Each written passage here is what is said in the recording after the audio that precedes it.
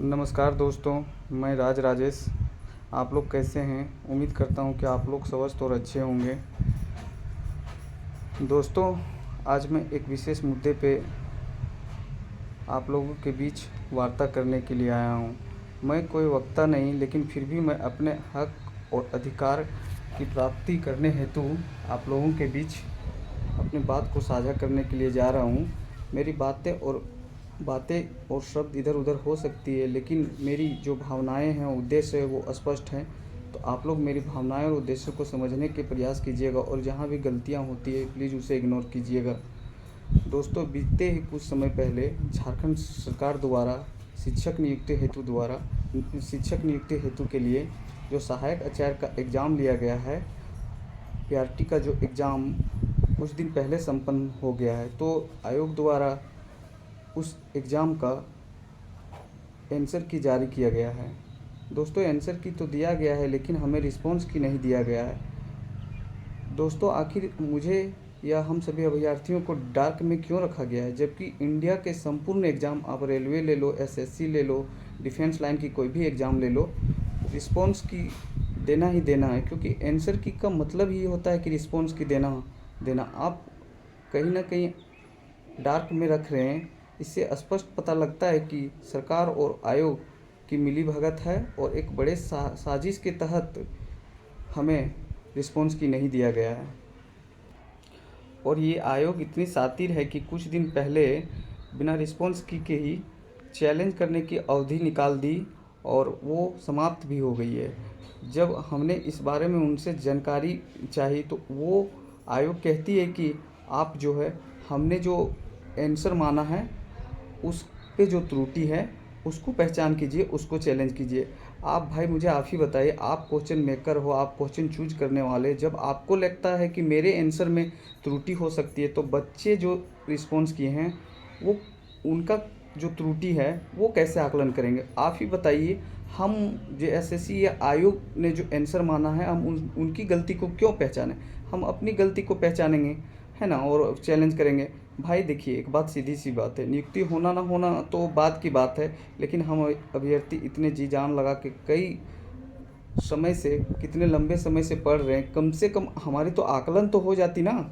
अगर आप रिस्पॉन्स देते तो हमें तो पता चल जाता ना कितने नंबर से हम रह जा रहे हैं और मुझे मेहनत करने की कितनी है। आप ऐसे डार्क पे रख रहे हो, ये हमारे साथ बहुत बड़ी, क्या एक तरह से अन्याय ही हो रहा है। और इस चीज़ को हम अभ्यर्थियों को समझना पड़ेगा, और इसके विरोध में मतलब यूनिटी के साथ खड़े होकर इसका विरोध करना पड़ेगा, ताकि हमें रिस्पॉन्स की दिया जाए। साथियों, रिस्पॉन्स की का होना अति आवश्यक इसलिए और हो जाता है कि वर्तमान समय में झारखंड जैसे राज्य में प्रतियोगिताओं परीक्षा लेकर जो करप्शन है, जो भ्रष्टाचारी, वो चरम सीमा पे है। और ये बात मैं ऐसे नहीं कह रहा हूँ, इस बात की हमारे सामने प्रत्यक्ष उदाहरण भी है। जैसे कुछ दिन पहले नगर पालिका का एग्ज़ाम हुआ, और लैब टेक्नीशियन का जो एग्ज़ाम हुआ। हम ऐसे कुछ कैंडिडेट अभ्यर्थी को जानते हैं, निजी तौर पर जानते हैं, जिनका 150 पे 130-32 नंबर बन रहा था, फिर भी उनका मेरिट लिस्ट पे नाम नहीं आया। तो इससे क्या स्पष्ट होता है कि धांधली जो अपने जो है चरम सीमा पर बड़े स्तर पे हो रही है। और इनके अलावा कुछ ही दिन पहले जो पीजीटी का एग्ज़ाम हुआ था, उस पीजीटी में इतनी बड़ी धांधली हुई थी। इस बात से तो सब लोग परिचित है, ये तो किसी से छिपा नहीं है। पूरे झारखंड वासियों के जो खास करके पढ़ने लिखने वाले अभ्यर्थी हैं, वो तो परिचित ही हैं। तो दोस्तों, मैं आप लोगों से एक ही चीज़ कहना चाहूँगा कि जो हमारे साथ जो ये अन्याय हो रहा है, इसके खिलाफ़ हम लोगों को बढ़ चढ़कर भाग लेना है, और आयोग और सरकार के खिलाफ़ हमें प्रदर्शन करना है या उनके विरोध आवाज़ उठाना है। जिस तरह की रणनीति अपनाया जाता है, उस रणनीति में हमें अपनी जो भागीदारी है उसको सुनिश्चित करनी है। दोस्तों, अगर आप अपनी भागीदारी नहीं देते हैं, तो एक कहावत है ना कि अंधेरी नगरी चौपट राजा, उस कहावत को भी झुठलाया जा सकता है। यहाँ पे तो ये कहावत भी सूट नहीं हो रही है। अगर कहा जाए कि अंधेरी नगरी तानाशाही राजा, मनमानी करने वाली सरकार, कूटनीतिक सरकार, तो ये सटीक होगा। दोस्तों, मैं एक चीज़ और कहना चाहूँगी, हम लोग तो भावी शिक्षक हैं, तो हम लोगों को कहीं न कहीं पता ही हो चल रहा है कि हमारे साथ गलत हो रहा है, लेकिन फिर भी हम चुप्पी साधे हुए, चुप बैठे हुए हैं। तो दोस्तों कहा गया है ना, गलत करने वाले से तो बड़ा, तो उससे बड़ा दोषी जो है गलत से सहने वाला होता है। अन्याय करने वाले से बड़ा तो अन्याय को सहने वाला होता है। तो दोस्तों अपने भागीदारी को सुनिश्चित करें, और इसके लिए कुछ अभ्यर्थी जो हैं काफ़ी समय से एक्टिव हैं और काम भी किया जा रहा है। वे अभ्यर्थी जो है उनकी संख्या कम है, तो वे इस मामले में पहले से ही आपत्ति जताए हुए थे। कुछ अभ्यर्थी जो हैं 8 जुलाई को आयोग गए हुए थे और वहाँ पे उन्होंने आवेदन डाला था, तो उनको सांत्वना दे के भेज दिया गया। कहा गया कि आप साइट चेक करते रहिए, आप कुछ ही दिनों में साइट में रिस्पॉन्स की भी जारी कर दिया जाएगा। परंतु आयोग द्वारा आज तक साइट पर कोई अपडेट नहीं दिया गया है। तो फिर से उन्हीं अभ्यर्थियों द्वारा इसके मांग के लिए, आवेदन के लिए फिर से 29 तारीख को जेएसएससी ऑफिस जाने का प्लान रखा गया है। तो हम आपसे विशेष आग्रह करते हैं कि लड़के और लड़कियां जो भी अभ्यर्थी हैं वो आने का प्रयास करें और वहाँ पे यूनिटी का अपना परिचय दें, क्योंकि वहाँ पे आयोग भी गलत तो कर ही रहा है। तो उनको स्पष्ट पता है कि इतने बड़े तादाद में लोग परीक्षा दिए और इतनी बड़ी गलती पे विरोध करने वाले 8 से 10 लोग हैं, तो वो भी उनकी बात तो वो भी अपने ज़हन में इस बात को प्रभावी ढंग से नहीं ले रहे हैं। लेकिन जब यूनिटी के साथ हम लोग पूरे दल बल के साथ जाएंगे तो उनको भी लगेगा कि अब पानी सर के ऊपर जा रही है, अब बात बनने वाली नहीं है, तो वो ज़रूर से ज़रूर रिस्पॉन्स की जारी करेंगे। और ख़ास करके मैं पर्सनली इस घटना के लिए काफ़ी अवेयर हूँ। तो कुछ कैंडिडेट से जब मैं कांटेक्ट करने का प्रयास करता हूँ, तो ख़ास करके जो महिलाएं हैं, लड़की हैं, वो कहती है कि हम घरेलू काम में बिजी हैं। तो काम तो दिनचर्या में सब लोग ऐसे अवस्था में टीचर बनने वाले हैं, तो महिलाएं और जो जेंट्स हैं वो भी अपने काम में कहीं ना कहीं बिजी हैं। लेकिन आप इस काम की प्रायोरिटी को समझें, इसकी महत्ता को समझें। तो एक दिन देना कोई बड़ी बात नहीं है, क्योंकि आपका इस काम से पूरा संपूर्ण जीवन बदलने वाला है।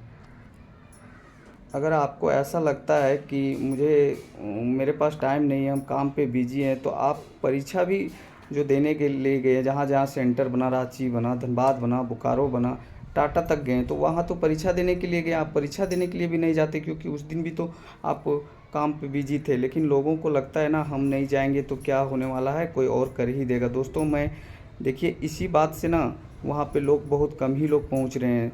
पिछले बार इतने लोग बोलकर कम से कम बहुत ही कम लोग पहुँचे हैं। एक बहुत से उदाहरण के माध्यम से आप लोगों को बताना चाहता हूँ कि एक गांव में एक बुढ़िया रहती थी और उसका कोई नहीं था। वो बुढ़िया बीमार पड़ गई, तो गांव में एक साधु थे। साधु ने कहा कि इस बुढ़िया को ठीक होने के लिए पूरे गांव वालों को, एक मंदिर था, पुराना मंदिर, वहाँ पे पूजा संपन्न करवा के और पूरे गांव वालों को दूध का खीर खिलाना पड़ता, तो उनका स्वास्थ्य में सुधार होता।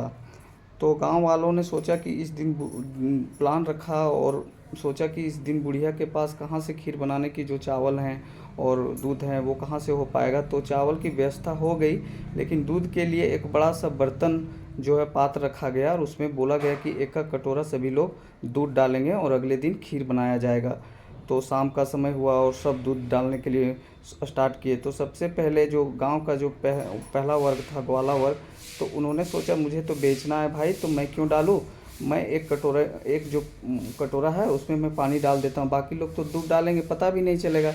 ऐसा ही करके जो वो था ग्वाला वर्ग, उन्होंने पानी डाल दिया। उसके बाद जो और भी कारीगर लोग थे, जैसे विभिन्न वर्ग के लोग थे, सभी लोगों ने जो है पानी ही डालता गया, यही सोच के कि हम तो एक गिलास या एक पात्र में जो है मैं सिर्फ पानी डाल रहा हूँ, बाकी लोग दूध डाल रहे हैं। तो अगले दिन जब बर्तन को देखा गया तो वहाँ दूध का नामो निशान नहीं था, सिर्फ पानी ही पानी था। तो दोस्तों इसी तरह से आप अपनी भागीदारी को निश्चित करें। कहा गया है कि एक एक करके सैकड़ा और सैकड़ों से हज़ार बनते हैं। तो आप लोगों से विशेष आग्रह है कि 29 तारीख को प्लीज़ आप लोग आइए, क्योंकि ऐसे में जैसे ये ऐसा काम है कुछ लोगों से होने वाला नहीं है। हम लोग चाह के भी जो है ना, हम अपने अधिकारों को और मांग को नहीं लेने सक रहे हैं। आप लोगों का जो है आना बहुत ज़रूरी है। तो मैं आप लोगों से विशेष और विनम्र विनती करता हूं कि प्लीज़ 29 तारीख को आप आइए और ज़रूर से ज़रूर आइए। मैं आशा करता हूँ कि आप लोग ज़रूर आएंगे। और इतने कहकर मैं अपनी बातों को समाप्त करता हूँ। थैंक यू दोस्तों, मेरी बातों को सुनने के लिए और विचार करने के लिए धन्यवाद।